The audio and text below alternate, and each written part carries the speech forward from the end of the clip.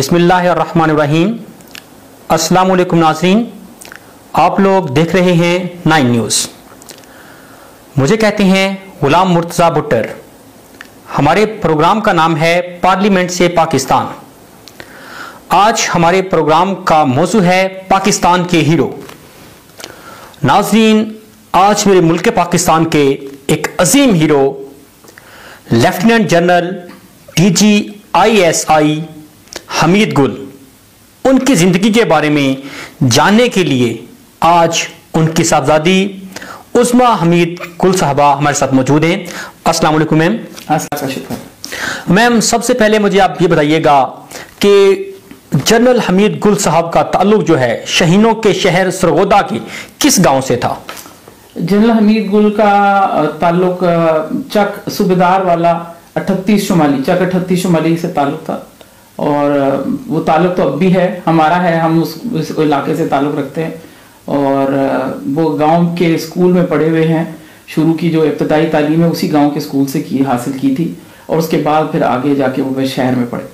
तो आप समझ लेंगे हम बैकग्राउंड में हम लोग के हम देहाती और अपने गांव के लोग हैं। मैम, मेरा दूसरा सवाल आपसे ये है, आपको पश्तून कहा जाता है, तो पश्तून के किस कबाइल से आपका ताल्लुक है? हम बेसिकली पीछे से सवाब बुनेर से हैं और इसलिए पश्तून ट्राइब और यूसुफजई ट्राइब से ताल्लुक रखते हैं। और चंद 3 के 4 नस्लें पहले मेरे वालिद साहब के आबा अजदाद जो हैं वो माइग्रेट कर आ गए थे। पहले कुछ अर्सा लाहौर में आबाद रहे और लाहौरी गवर्ट के पास ही उनका घर था और फिर उसके बाद सरगोदा में आके आबाद हुए। तो फिर आप समझ लीजिए कि 4 नस्लों से हम सरगोदा में आबाद हैं। मैम, मेरा अगला सवाल यह है, जनरल हमीद गुल को जनरल परवेज मुशर्रफ ने अडयाला जेल में क्यों कैद किया था? जनरल हमीद गुल हमेशा जैसे कि आमतौर पे लोगों को नहीं इल्म या आमतौर पे एक सोच होती है कि वो जितने भी फौजी लोग होते हैं वो डिक्टेटरशिप के हामी होते हैं, तो ये बिल्कुल तासुर गलत है। चंद लोग ज़रूर इस चीज़ में शामिल होते हैं और गलतियां करते हैं, मगर जन साहब हमेशा जमहूरियत के अलंबरदार थे। वो ये मगरबी जमहूरियत के फॉर्मूले को तस्लीम नहीं करते थे मगर जमहूरियत चाहते थे।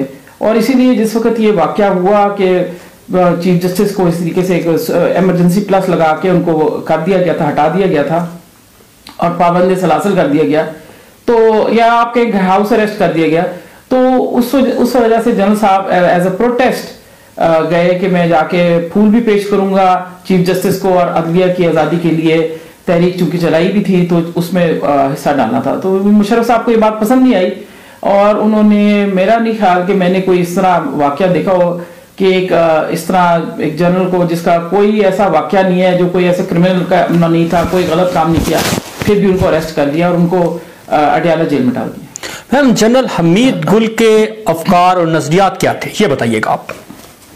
जनरल हमीद गुल के अफकार और नज़रियात को अगर हमने बिल्कुल चंद लफ्ज़ों में बंद करना हो और फाइनल करना हो तो उसके लिए बिल्कुल आसान है कि उनका नज़रिया पाकिस्तान या जो इस्लाम के हवाले से वो सब चीज़ें एक ही चीज़ में आ जाती थी कि वो इस्लाम के दाई थे कि इस्लाम को वो हमेशा कहा करते थे कि हमें कम इस्लाम नहीं, हमें ज़्यादा इस्लाम की ज़रूरत है, क्योंकि ज़्यादा इस्लाम जो फॉलो करेगा वही इंसाफ भी करेगा, वही अदल भी कर सकता है, अदालत भी कर सकता है, हिफाजत भी कर सकता है, कफालत भी कर सकता है।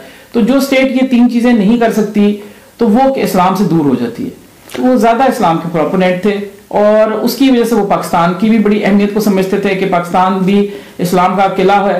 और आप समझ लें बस कि वो उम्मत का दर्द रखते थे, वो मुसलमान थे पक्के। मैम, एक सियासतदान और स्टेटमैन में क्या फ़र्क होता है, ये बताइएगा। सियासतदान जो आज की ज़बान में हम समझ रहे हैं, वो तो जिसको हम सियासतदान कहते हैं, वो तो बेसिकली मतलब बुरा लगेगा लोगों को, मगर ये बात है कि वो अपनी ज़ात के लिए सब कुछ करता है। उसकी ज़ात, उसकी पार्टी, उसके अपने हल्के और अपने लोग और अपना दिखावा और अपनी गुड्डी चढ़ाने वाली बातें करना, जिससे मेरा नाम हो, मैं इस सियासत जो आज की है। और जो स्टेट्समैन है उसका है कि वो अपने मुल्क के लिए काम करता है, अपने वतन के लिए करता है, अपनी कौम की भलाई के लिए काम करता है, उसमें कोई उसका ज़ाती मफाद नहीं होता। और मैं समझती हूँ कि मेरे वालिद साहब कायदे आज़म के नक्शे कदम पे चलते हुए एक स्टेट्समैन टाइप के आदमी थे।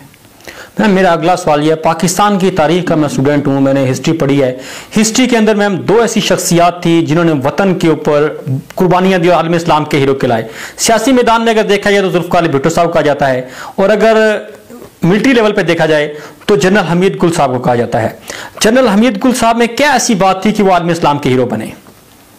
मैंने जैसे पहले आपको कहा कि वही बात है ना कि जो उनकी मोहब्बत और जो इस्लाम के लिए जो उनको अंडरस्टैंडिंग थी कि हमारा दीन क्या कहता है, या अल्लामा इकबाल का मैसेज क्या है, नबी सल्लल्लाहु अलैहि वसल्लम ने क्या बातें हमें समझाई एक मुसलमान को कैसे होना चाहिए, और वही फिर बातें अल्लामा इकबाल ने हमें शायरी की ज़बान में समझाई।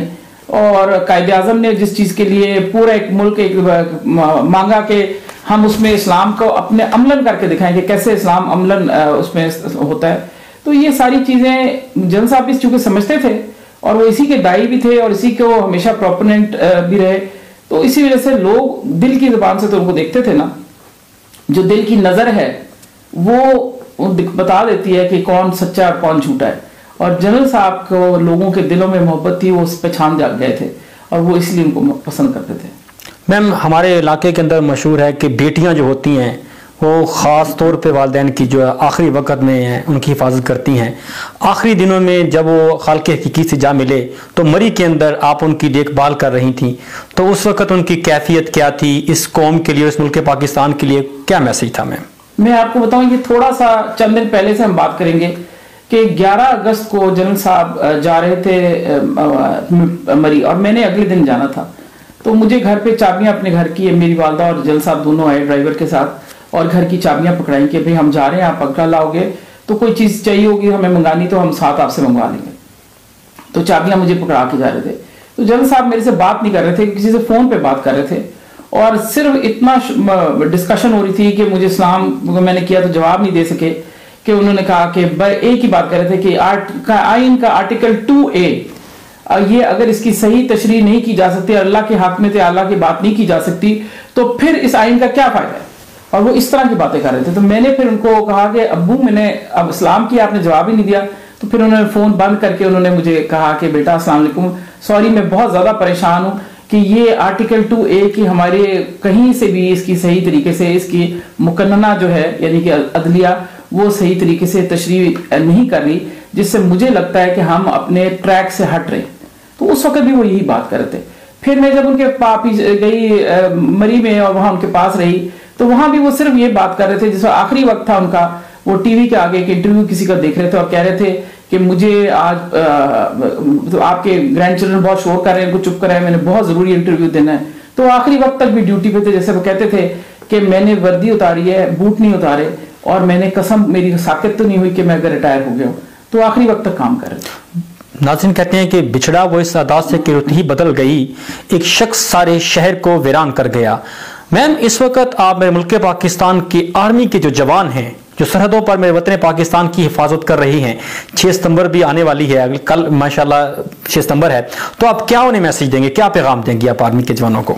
मैं आर्मी के जवानों को ये पैगाम देना चाहती हूँ कि हम आपको बहुत अप्रिशिएट करते हैं, हम आपकी कुर्बानी को समझते हैं। मेरे वालिद साहब इस महकमे से थे, मेरे हस्बैंड एक्स एयरफोर्स हैं, हमारा पूरा ख़ानदान, हमारे ताल्लुकदार, हमारे ज़्यादातर मिलने वाले फ़ौजी हैं और या फौजी बैकग्राउंड से हैं। तो हम समझ सकते हैं कि जो आपकी कुर्बानियाँ हैं और जो आपकी एफर्ट है वो उस चीज़ को उस तरह की एप्रिसिएशन जिस तरह चाहिए वो नहीं मिलती। मगर उसके बावजूद आप लोग जब इतना कुछ कुर्बान करते हैं तो ये एप्रिसिएशन भी कुर्बान करें और अपने पाकिस्तान के लिए, वतन के लिए जो भी कुछ कर सकते हैं वो करें।